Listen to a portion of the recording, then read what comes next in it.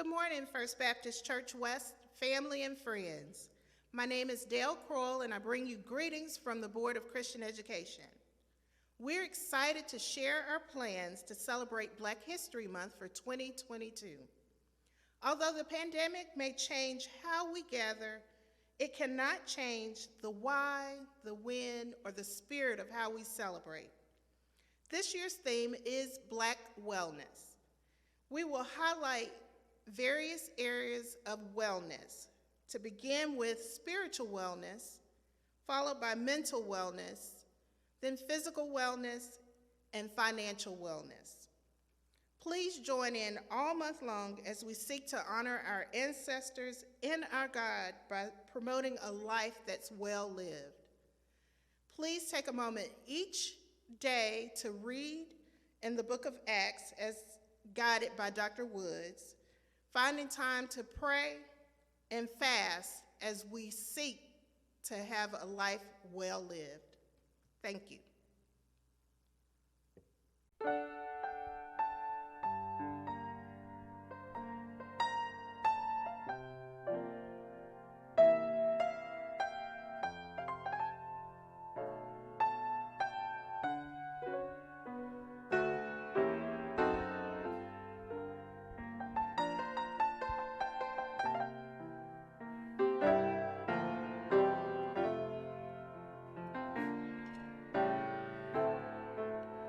Lord,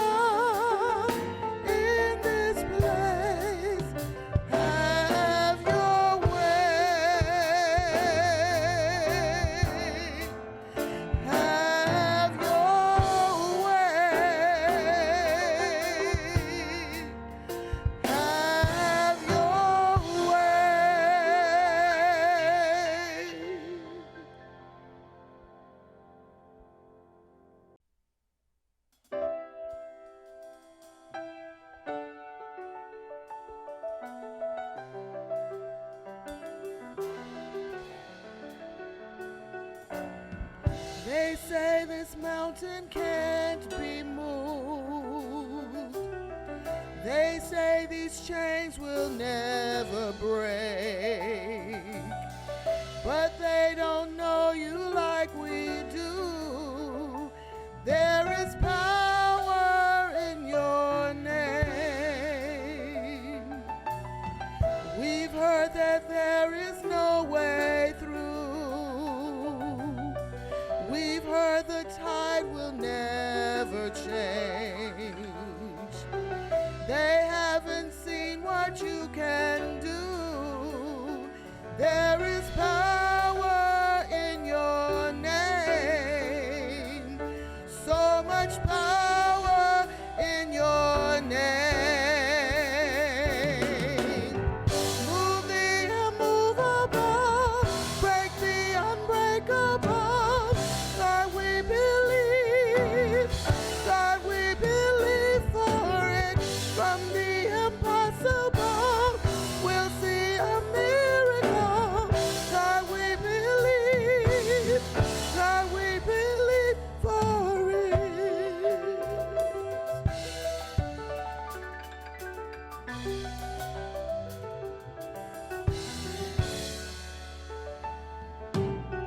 We know that hope is never lost, for there is still an empty grave.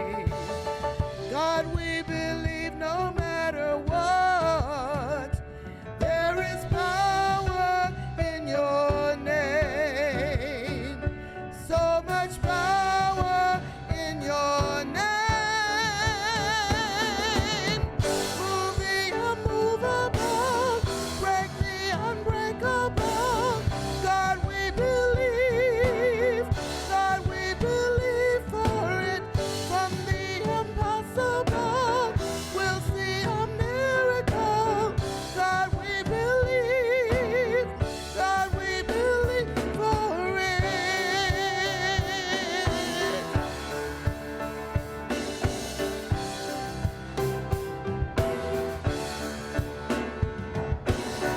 You are the way when there seems to be no way.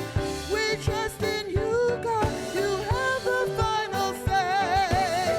You are the way when there seems to be no way. We trust in you, God. You have the final say.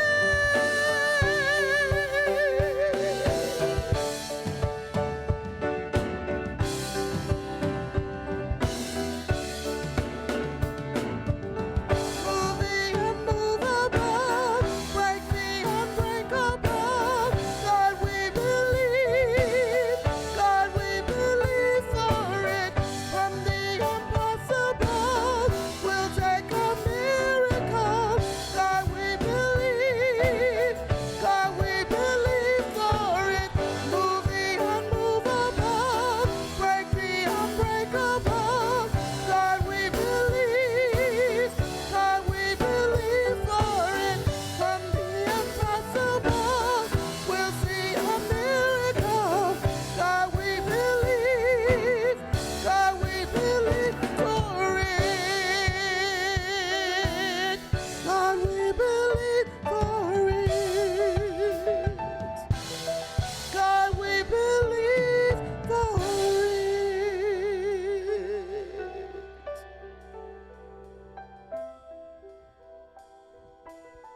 God, we believe for it.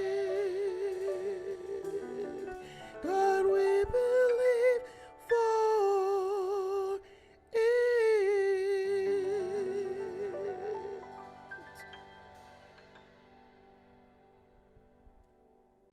Let's pray together.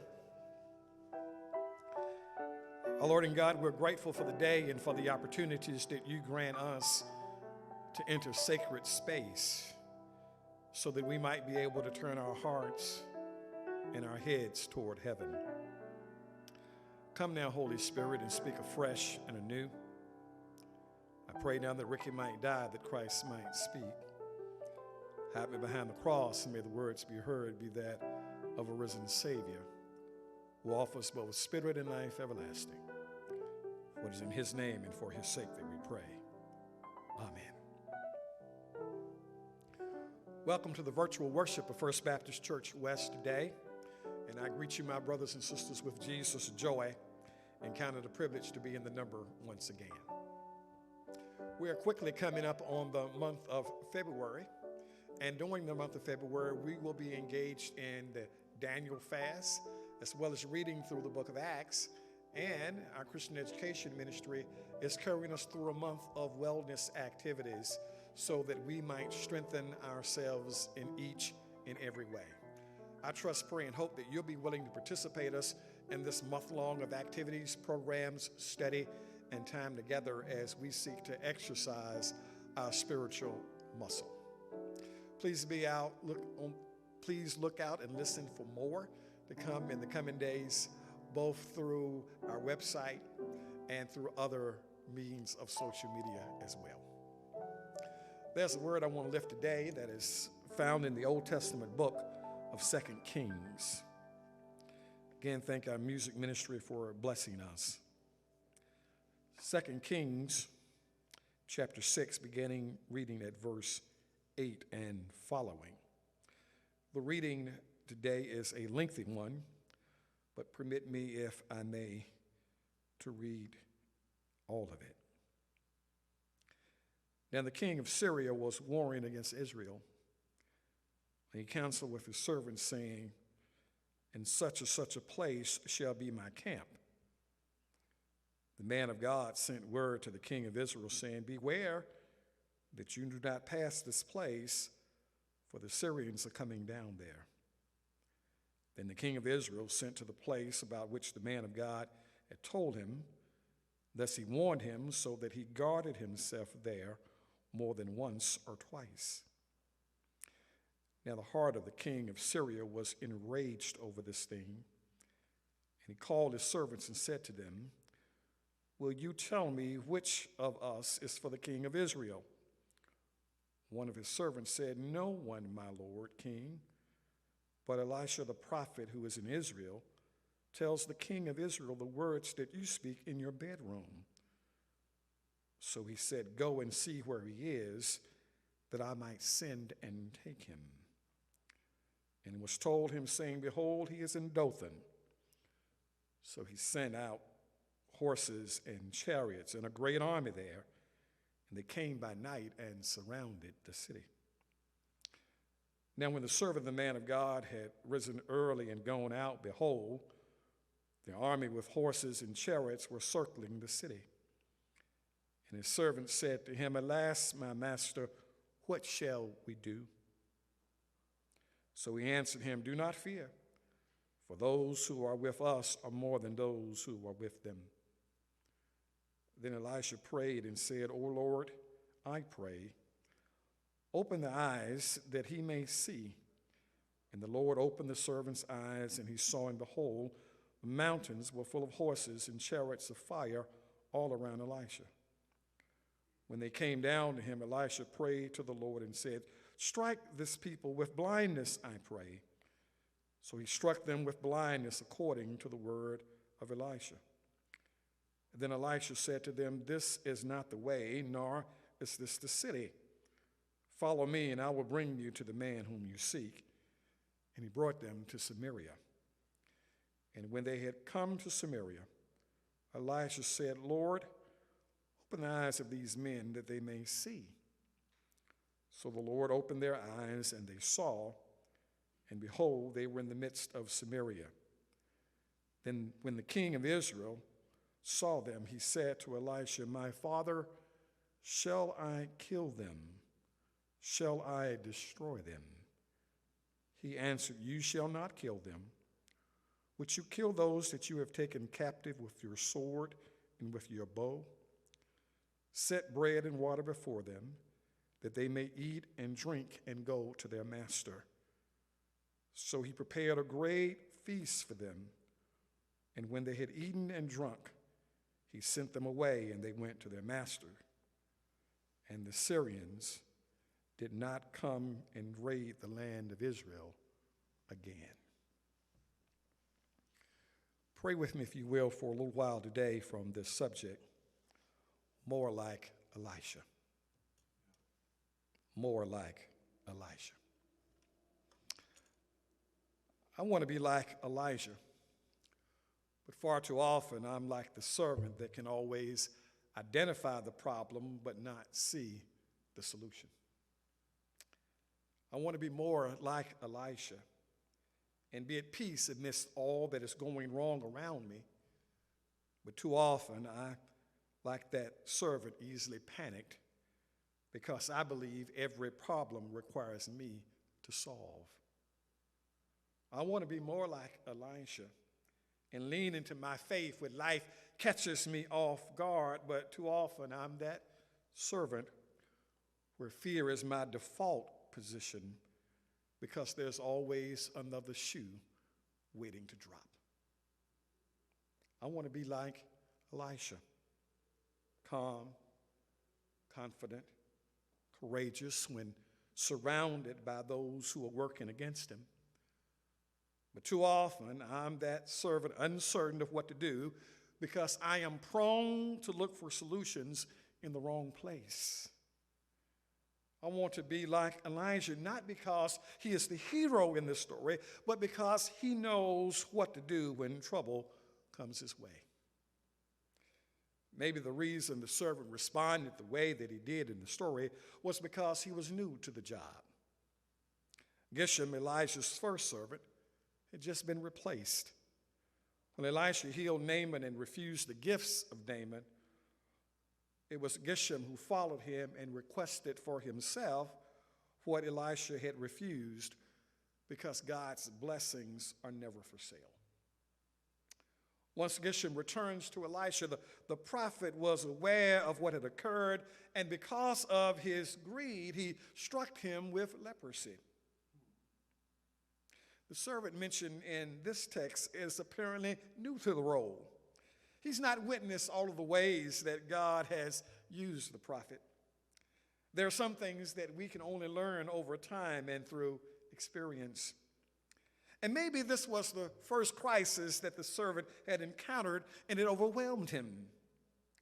And then there is the very nature of the crisis itself, to wake up one morning and to see your entire village surrounded by enemy forces with bad intentions. This is not the dog eating the homework crisis. This is not burning the dinner trouble that leaves the question of what to eat next. This is Russian troops on the border on multiple sides. This is a pandemic that has swept across the globe, killing millions and causing millions more to live under stress of when will it all end. This is a mob charging the Capitol and orders for the military to seize voting machines in a democratic republic. This is voting rights assaulted and affirmative action in college commissions being choked to death, not unlike George Floyd in plain sight. I understand the servant's panic. I understand the sense of helplessness in his words to the prophet. His world was closing in on him, and he could not see a way out. I want to be like Elisha, but too often I'm like the servant. Elisha doesn't chastise his new servant for his lack of faith. He simply prays that God would open his eyes so that he could see what the prophet saw, that there was more with them than those who were against them. God heard his prayer, and the servant could now see what he had not seen just moments earlier. The mountains were full of horses and chariots of fire all round about the prophet. So what does it take to be more like Elisha and less like an anxious servant? Well, first, it means being less concerned about myself and more concerned about those that God has brought into my life that he wants to use me to minister to. There is a tenderness in the way Elisha responds to the panic of his servant. There is not a single word of condemnation about a lack of faith. There is no dismissing his concern by simply saying, "Do not worry about it." Elisha shows the concern of his servant, and it moves him with compassion to respond in ways that would eliminate his fear.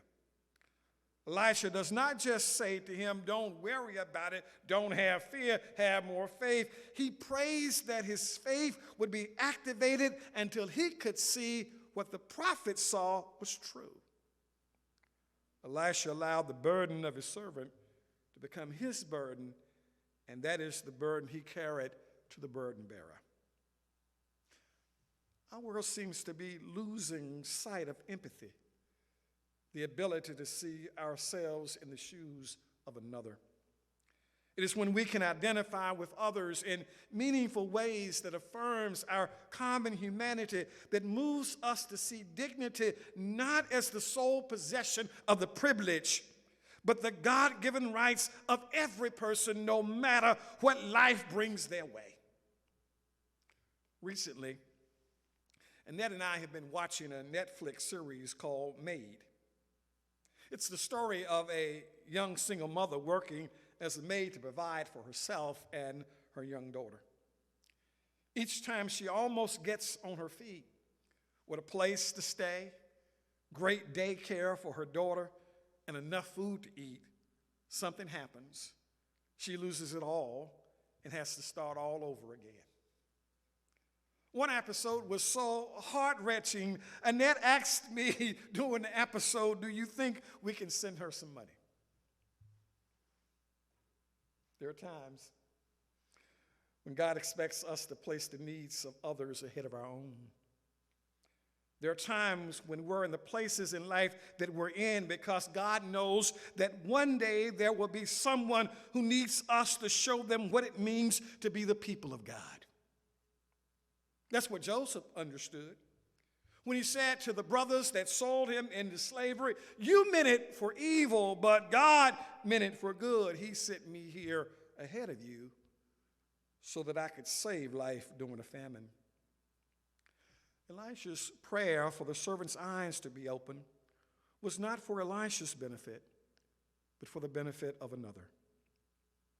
Elisha could offer such a prayer because he had benefited from someone who did the same for him through the prophet Elisha. We should never forget the ways that God has brought us, nor the people God used to bring us to the places that we occupy in life now. Our remembrance should urge us to make similar investments and to pay it forward. Being more like Elisha means being less concerned about myself and more concerned about those that God has brought into my life that he wants me to minister to. But there's a second thing that this text helps us to see. Being more like Elisha means being ready to be used by God in whatever way God chooses to use us. Elisha offers two prayers in this text. One prayer is a request for God to open the eyes of the servant who could not see the protection that God had made available. The second prayer is for God to blind those who could see that came to do harm to Elisha and his servant. Remarkably, God heard and answered both prayers. You see, our prayers need enough variety to reflect a God that has more than a single tool to meet our needs.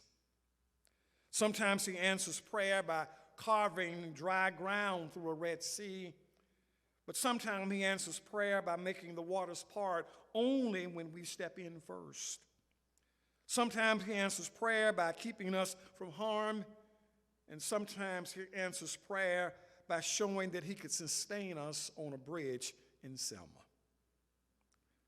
Elisha's prayer reveals a depth of understanding of God that caused him to believe that the same God that opens eyes can also close the sight of men to protect his own. Elisha's ready to be used by God for whatever purposes serve God. The prayer for the opening of the servant's eyes serves the purpose of showing that God is shield and protector in the time of trouble.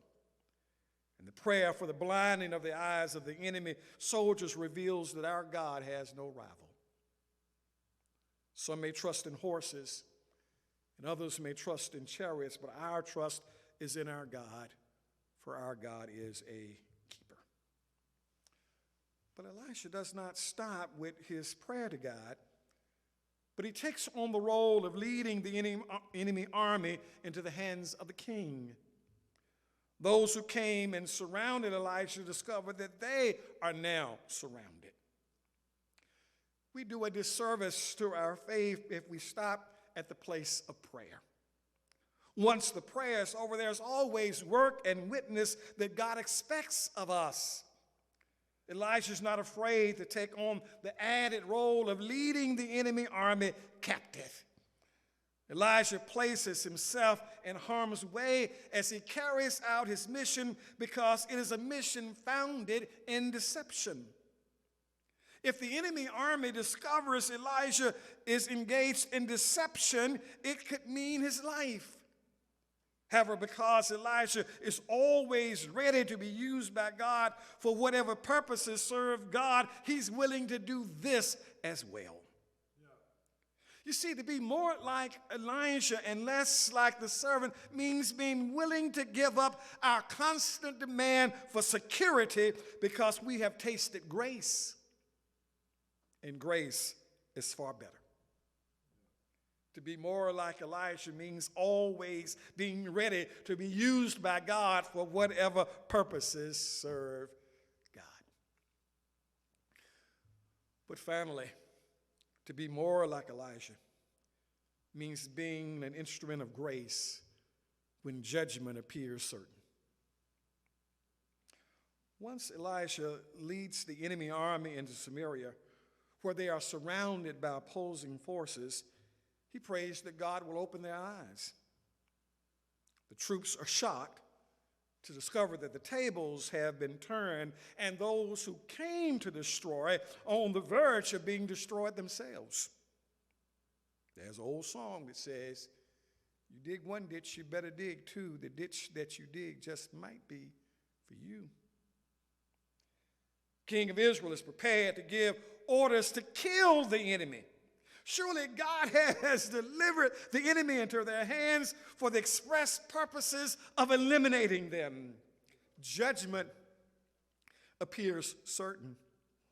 There can be no other explanation of Israel's good fortune and Elisha's deliverance. Let's get rid of the whole bunch all at once and for all. Let's take care of this problem now so we won't have to worry about it again in the future. Now, this sounds plausible, sounds practical, it even sounds probable. It's the kind of thing that ancient servants would say, power-protecting kings would say, sadly, something that I would say, but it's not what Elijah said. Elisha sees an alternative response that is more in line with his experience of who God is. Elijah offers grace to the guilty when judgment appears certain. He tells the king of Israel not to destroy the enemy, but to feed them and to send them home in peace. In essence, let them go. You have the power to destroy them, but you also have the power to show them how our God is different. Our God is a God that gives grace to the guilty. Our God is a God that does not judge us according to our sins, but has poured out mercy and shown us the redeeming power of love. Love that comes to us not because we are right, nor because we have earned it, but love that comes to us when we least expect it. Love that changes us because we see the world through the eyes of a God that has loved us so much that he has forgiven us and prepared a place for us and made us his own. Elisha becomes an instrument of grace when judgment appears certain. So they prepared a great feast, and when they had eaten and drunk, they sent them away to their master in peace. The text gives us no indication of what happened, but I would have loved to have been a fly on the wall during that feast. As two warring once groups sit down and had fellowship with one another and saw the humanity of the other and shared in a common meal together before being sent back home on their way in peace. I wonder what they talked about around that table. I wonder what they talked about as they passed the drink. I wonder what the soldiers talked about on their way back home. Surely it had to have been some conversation around, what does grace mean? Tell me more about how I can receive more of it. Then we hear this footnote. The Syrians came no more on raids into the land of Israel. You see, the impact of grace allows the giver of grace to demonstrate their faith and the receiver of grace to change. The world will never have lasting change by force, but the world can and will change when grace is given. To be more like Elisha means being an instrument of grace when judgment appears certain. For that is the grace we all need at some moment in time. And I, for one, want that grace to be available. I want to be more like Elisha, and I hope you do as well. Let's pray.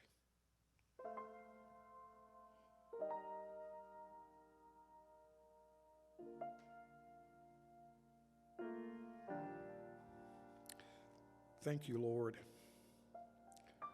for models of grace, for people who demonstrate and show us what grace looks like when we need it most. Thank you for models of grace that invite us to change our perspective, our direction, our choices. Honor your word today. May it not return into you void. May it serve the purpose that you desire and design, that the glory might be yours, both now and forever. For it is in the precious and mighty name of him who is the ultimate grace giver, even Jesus our Christ.